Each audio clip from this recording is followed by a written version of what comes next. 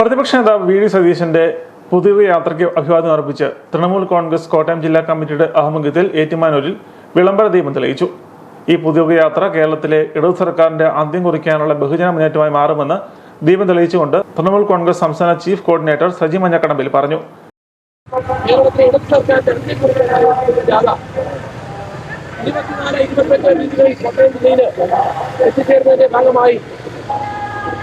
അതിന് മുന്നോടിയായി ഇന്ന് തൃണമൂൽ കോൺഗ്രസ് ജില്ലാ കമ്മിറ്റിയുടെ ആഭിമുഖ്യത്തിൽ വിളംബര ദീപം ഞങ്ങളിവിടെ തെളിക്കുകയാണ്.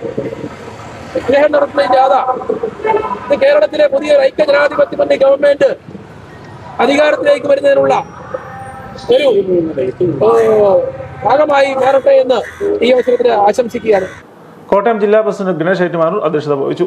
ലവ്ജിൻ Maliyekkal, Shameer Muthiraparambil, Bibin Shoornadan, Noby Jose, Joy C Kappan, Santhosh Mugalikkattu, Abdul Niyas, Shaji Thellakam, P S Ali, V K Santhosh, Noushad Keezhadam, Abdul Kalam P M, Johnson P P, Nizar Changanassery, Ratheesh Thiruvarppu എന്നിവർ പ്രസംഗിച്ചു. ഏറ്റുമാനൂർ പ്രസ് ക്ലബിൽ ജില്ലാ പ്രവർത്തക യോഗവും നടന്നു.